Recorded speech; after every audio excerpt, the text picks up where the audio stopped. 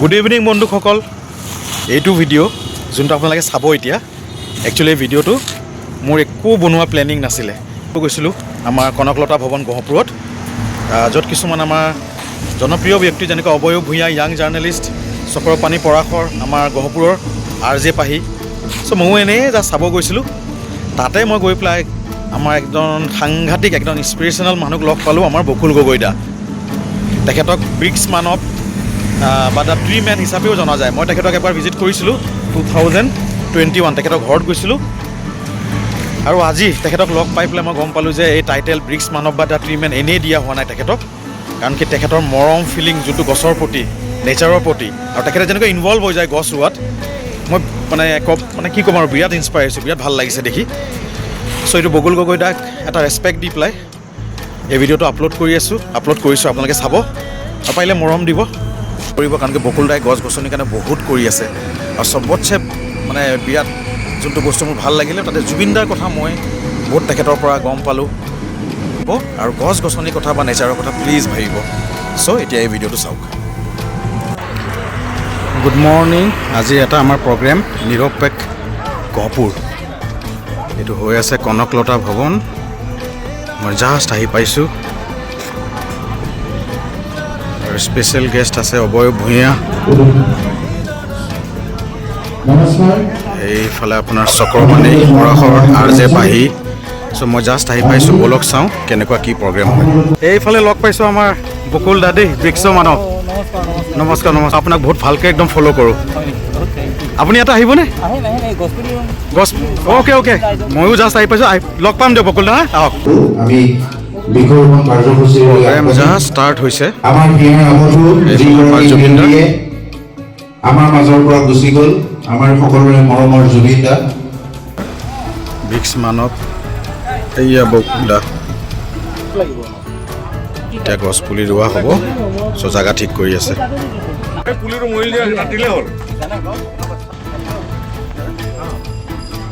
লাগি আছে।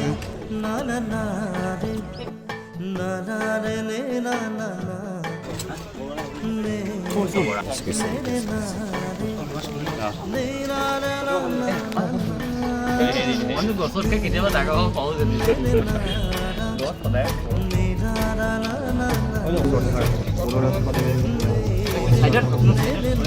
বহুত ডাঙৰ গছ।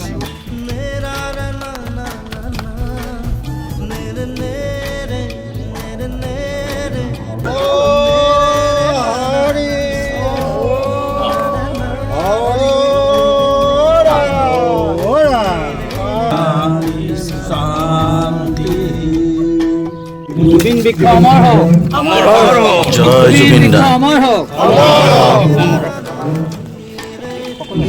এতিয়া গছ পুলি ৰোৱা হৈ গৈছে। বকুল দাক মানি গৈছোঁ, ট্ৰু লাভ। বকুল দাক মানি গৈছোঁ, এনেই ব্ৰিক্স মানৱ বুলি নকয়, সাংঘাতিক পূৰা লাগি যায়। জুবিন দাক ট্ৰিবিউট দি আছে।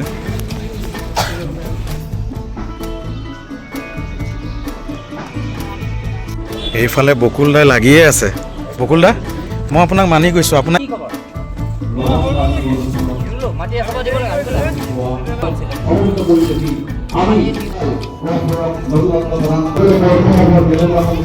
পুৰা কমপ্লিট।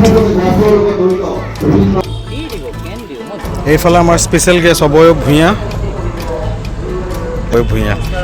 নমস্কাৰ, তোমাৰ ভিডিঅ' চাওঁ আৰু বিৰাট ভাল লাগে দেই। ৱেলকাম। জাষ্ট আহি পাইছে। ভিতৰলৈকে যোৱা।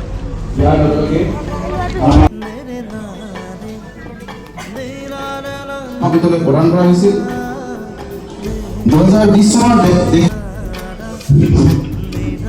সকলো জ্যেষ্ঠ, সকলো চিনাকি মোক আপোনাৰ যে ভালো লাগিছে নিজৰ জেগাত কথাবোৰ ক'বলৈ। তাকে ভাল লাগে, গহপুৰখন বৰ শান্তি আছে, সেইটোৱে ভাল লাগে।